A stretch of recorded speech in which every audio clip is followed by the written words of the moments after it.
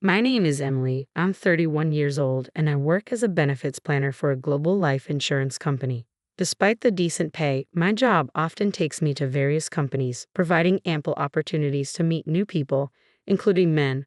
However, recently, one of these acquaintances put me through a terrible ordeal driven by his grief for money, ultimately ruining a significant milestone in my life. Today, I'd like to share the story of this unfortunate event. I lost both my parents in a car accident when I was in elementary school. Raised by my maternal grandparents, who didn't have much money, I attended local public schools throughout middle and high school. Despite their financial constraints, my grandparents took out loans so I could attend a somewhat expensive college. After securing a job, I took over the remaining debt, leaving me a bit financially strapped. It was during this time that I met David through a mutual work connection. Upon sharing my financial situation with him, David nervously laughed, revealing his own struggle with student loans. "I'm in a similar boat, still paying off student loans," he said. "So, we're the debt repayment couple, huh?" I replied, feeling an immediate connection. "Exactly," I said. "I'd love to be debt-free as soon as possible." During our time dating, I found immense happiness with David, despite our limited disposable income. Over the 3 years, David continued to excel in his career, earning promotions that improved our quality of life. As his income increased, so did our relationship's stability. I, too, intensified my efforts in debt repayment, not wanting to lag behind. David always had encouraging words for me, reminding me not to push myself too hard. "Emily, if you collapse, I'll be ruined too. You're the reason I can work hard like this." "Thank you," he'd say. I reciprocated his support, acknowledging that he was my source of motivation as well. We emotionally supported each other through the daily grind, finding fulfillment and purpose in our relationship. It was during this high point that David finally proposed, expressing his desire for us to be lifelong partners, supporting each other through thick and thin. Overjoyed, I accepted, looking forward to our future together. We decided to rent a new condo and move in together, both of us earning well. Our relationship only seemed to grow stronger, with David's parents welcoming me with open arms, thrilled to meet the woman their son had chosen, a beautiful and talented graduate from a reputable university. I recall feeling a mix of awkwardness and flattery as David's parents showered me with compliments. With no parents of my own and my grandparents, who raised me, now in a nursing home, I decided it was time for David to meet my high school best friend, Melissa. We arranged to meet at a cafe near Melissa's condo. "Nice to meet you, I'm David," he greeted her warmly. "Happy to finally meet you," Melissa replied with a smile. "Emily told me lots about you. Please take good care of her, she can be vulnerable at times." Though Melissa and I were the same age, she exuded stability and reliability. I had always looked up to her as a big sister figure, leaning on her for support when needed. A few months after this initial meeting, Melissa once again proved her unwavering support when a significant turning point came. Introducing David to my best friend went smoothly, and soon after, David and I began diving into wedding planning. However, David's work began demanding more of his time, often intruding on our plans. Even on days we had set aside for dress shopping, urgent calls would disrupt our schedule. "I have to work this weekend. I know it's a big day for us. I'm really sorry," David would apologize. Understanding his commitments, I reassured him, "It's okay. I'll try on the dresses, snap some pictures, and we can pick one later. Thank you for understanding." During this time, David was swamped with work, often having to work weekends and travel for business trips during the week. Left to handle much of the wedding planning on my own, juggling it with my job became exhausting. But despite the challenges, our hard work paid off. The ceremony and reception exceeded our expectations, with heartfelt speeches from Melissa and blessings from my grandparents, who sent their regards through a video message. As we bid farewell to the last of our guests, David and I finally found a moment to relax in the backstage room, basking in the joy of our special day. I still vividly recall the moment David's demeanor shifted, his casual demeanor abruptly interrupted by a surprised look upon checking his phone after our small talk. As he hastily excused himself from the table to take the call, I assumed it was work-related, not foreseeing the impending upheaval about to unfold in our lives. In the backyard of the venue, a steep staircase intended for staff caught my eye as I navigated the space in my gown. Oblivious to the distraction caused by someone calling from across the hallway, I found myself momentarily off guard. In an instant, my body was airborne, propelled through the air. a scream piercing the air as I collided with a powerful impact, engulfed by intense pain. As I lay in the hospital bed, bandages enveloping my arms and legs, bruises and scrapes marring my skin, I struggled to piece together the events leading to my current state. Miraculously, no bones were broken, but the contusions and bruises served as a painful reminder of the ordeal. The nurse's explanation offered little solace, merely confirming that I had tumbled down the venue's staircase, the details of the fall shrouded in mystery. Hours later, amidst the confusion and physical discomfort, another unexpected blow struck. David, who had entered my hospital room, delivered a devastating revelation, severing our relationship with callous finality. "You're useless to me now," he declared, thrusting a settlement of $30,000 towards me. Stunned and bewildered, I pleaded for an explanation, only to be met with a cold dismissal. "Just lie down and shut up. You'll only make your injuries worse," he retorted, callously disregarding my turmoil. The crushing realization dawned upon me as he callously confessed to finding another woman, leaving me reeling in disbelief and heartbreak. I'm marrying her." "Sorry, Emily." David's words hit me like a ton of bricks. The disbelief mingled with the sting of betrayal as I struggled to comprehend the gravity of his revelation. "Emily, are you kidding me? We just had our wedding ceremony, and now this," I protested, the weight of his confession crushing my spirit.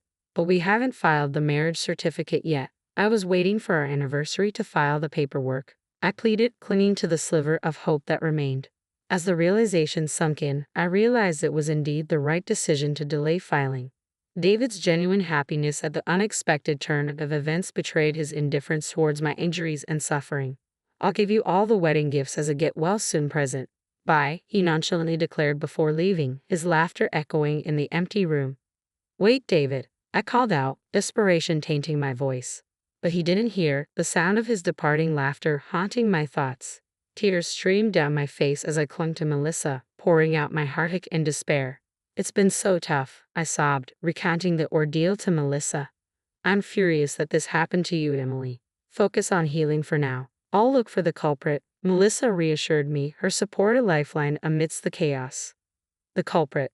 "David," Melissa's words hung heavy in the air, the pieces of the puzzle slowly falling into place. "He was even laughing when I was waiting for you to change so we could leave together. Then ambulances showed up, and it was chaos. They said you'd have fallen down the stairs. That's when I saw it. As they were carrying you, he had this nasty smile on his face," she recounted, a chill running down my spine at the revelation. "Did David push me down the stairs? What could he possibly gain from it?" The questions gnawed at my mind, but I pushed them aside, focusing on healing, as Melissa advised. As my physical wounds began to heal, so did the wounds of my heart, transforming my sorrow into fierce anger. I couldn't rest until the responsible parties were held accountable. A few weeks later, armed with evidence and fueled by the thirst for justice, Melissa and I lured David to a cafe, ready for payback. Determined to seek justice, I confronted David, who appeared noticeably different from the man I once knew. His flamboyant attire and unfamiliar accessories spoke volumes about the changes in him. Despite his seemingly good mood, I couldn't shake off the feeling of unease as he handed me an envelope. "What's this?" I inquired, eyeing the sack of cash within. "It's a get-well gift," he replied casually, his nonchalance grating on my nerves. "Good to see that both your scars and bruising have healed." "How generous of you," I retorted, unable to conceal my sarcasm.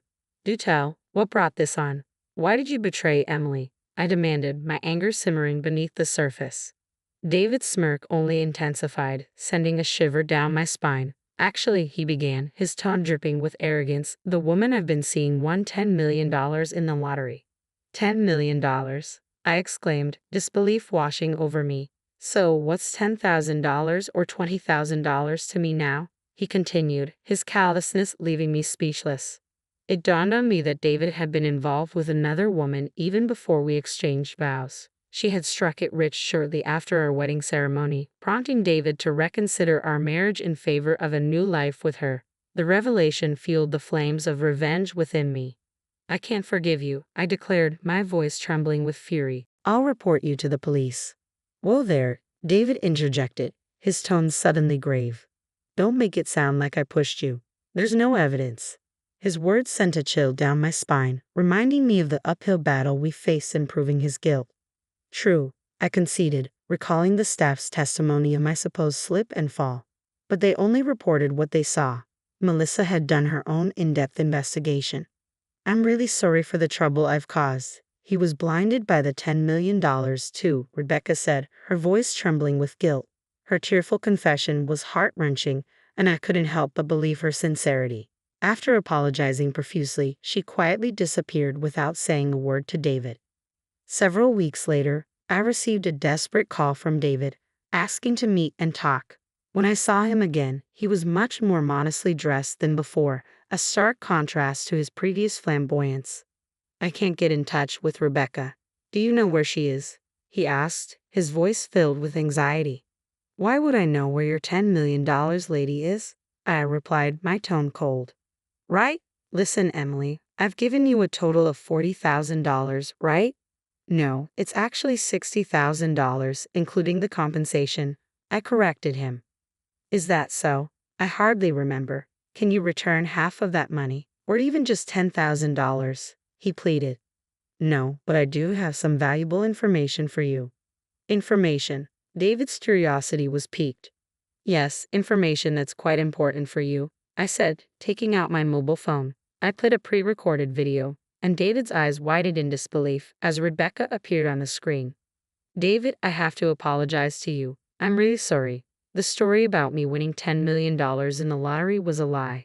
I lied because I couldn't bear the thought of you marrying someone else, she confessed. I'm truly sorry. I just apologized to Emily as well. I plan to disappear from this town, and I can't tell you where I'm going. I'm really sorry for ruining both of your lives. David was stunned into silence, his shock palpable. The weight of his actions and the truth of Rebecca's deceit left him speechless. Pushing his spouse down the stairs for a non-existent $10 million, being fooled by a lie, impulsively committing a crime, and losing $60,000 in the process, his pathetic reality was laid bare. I left David as he was, head down and immobile, overwhelmed by the consequences of his actions and the ruin of his own making. I walked out of the cafe, gripping the receipt tightly. A few days after that encounter, my phone buzzed again. Another call from David. I've come to my senses. I was wrong. Can we start over? He pleaded. You've got some nerve spouting lines like that, especially after you mess up a chapter of my life, I retorted. The real culprit here is Rebecca for lying to me. If she hadn't lied, so you wouldn't have pushed me down the stairs, blinded by greed. I cut him off. Cut it out. You were already the worst when you cheated on me. Who would give a man like you a second chance? Those $10 million from Rebecca exposed the real David. In that sense, I could almost thank her. Her lie saved me from wasting my life on a worthless man. David tried to keep the conversation going, desperate to keep me on the line. It was a pathetic and futile struggle. I ended the call, feeling like I was pushing away someone who was desperately chasing after me. David had quit his job long ago, banking on Rebecca's $10 million lie. Now, it seemed he had to find new work. Melissa told me this as we shared drinks at my place over the weekend. She'd run into David in town and heard it straight from him. He can't get steady work because of his criminal record. Last I saw him, he was delivering food on a bike, she said. So he's doing delivery? Sounds like gig work, I mused. Seems that way. He's doing whatever he can find, Melissa replied, sharing some of David's job-hopping history. Traffic control for road work, janitorial services, lunchbox factory staff, warehouse worker. He looked worn out, all tan and sunburned, she added. It was clear that David's life had taken a downward spiral, a stark contrast to the bright future he once envisioned. This is karma for betraying Emily, I told David, and he nodded, understanding the gravity of his actions. If he's aware, that's good. I hope he continues to repent for the rest of his life. Would you consider starting over with him if the chance came? Melissa asked. No way. A man who would push a bride down the stairs in her wedding dress. Are you kidding? I replied. Melissa and I laughed heartily at the absurdity of the idea. Even if he threw $10 million my way, I'd still decline. A few days later, David contacted me again. Can you lend me $100? I'm really struggling here, he pleaded. No way. Please don't contact me again.